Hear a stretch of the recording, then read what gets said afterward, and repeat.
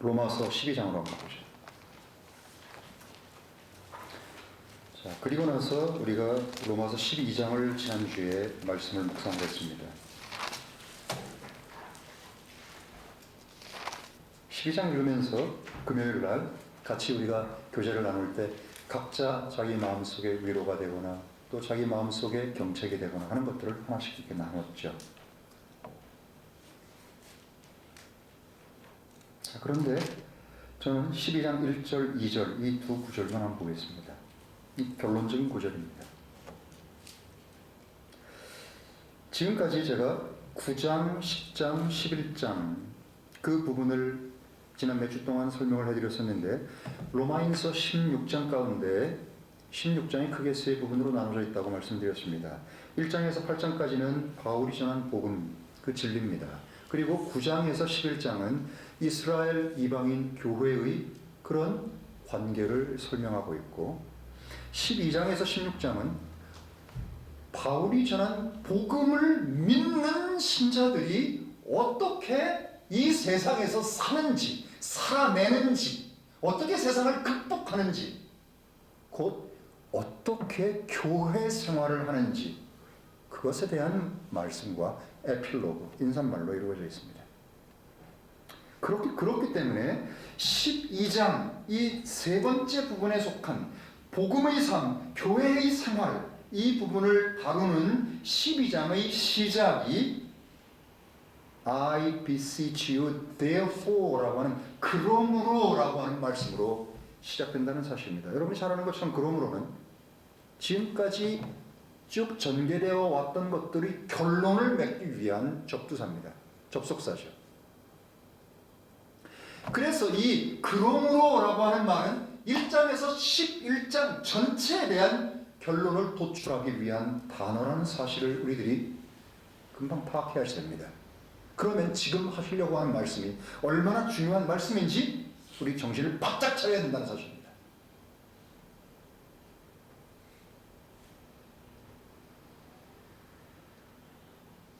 너희는 이미 복음의 진리, 곧 예수 그리스도께서 자신의 육체로 죄와 죄들, 곧 죄 문제를 영원히 단번에 처리하셨고 너희 옛사람도 예수와 함께 십자가에 달려 죽고 그분과 함께 매장되고 그분과 함께 일으켜진 새 사람, 새 생명, 새 피조물이 되었다.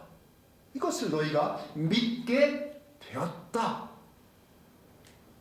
그리고 이스라엘이건 아니면 우리와 같은 이방인이건 다 하나님의 은혜와 선택과 부르심에 의해 그분이 주신 믿음으로 말미암아 교회의 한 부분이 되었으니 이제 그러므로 너희는 어떠해야 된다.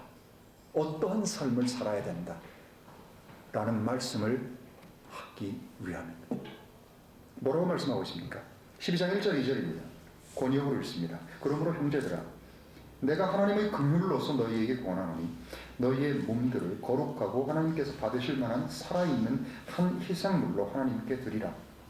이것이 너희의 합당한 섬김이니라. 너희는 이 세상과 같은 모습이 되지 말고 오직 너희의 마음을 새롭게 함으로 변화를 받아 하나님의 선하시고 받으실 만하며 완전하신 뜻이 무엇인지 입증하도록 하라. 12장 1절에서 결론의 첫 마디, 한마디 권면의 말씀을 한마디로 표현한 뭡니까? 드리랍니다. present. present를 다른 말로 표현하면 선물하는 겁니다. 드리라. present가 선물이죠. present 명사. present는 선물입니다. present는 드리다, 바치다, 선물하다입니다. 선물을 하는 거예요. 무엇을요? Your bodies. 너희 몸을. 여러분 이 육체의 몸은 영과 혼이 임시로 거주한 거처입니다. 영과 혼의 실존, 영과 혼의 갈망을 외적으로 표현하는 게 뭡니까?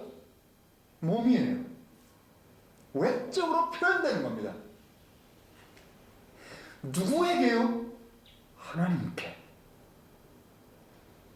지금까지 우리가 들어온 것처럼 그 수많은 긍휼로 은혜로 우리를 대하시고 진노의 그릇으로 파멸에 처해져야 마땅하지만 그 오래 참음으로 자신의 무궁한 긍휼을 보이사 우리를 은혜의 그릇으로 택하여 주신 그 하나님을 생각하고 그 하나님에 대한 생각으로 우리들이 가득하게 될 때 내 몸을 기꺼이 그분께 선물로 이제는 드릴 차례라는 뜻입니다.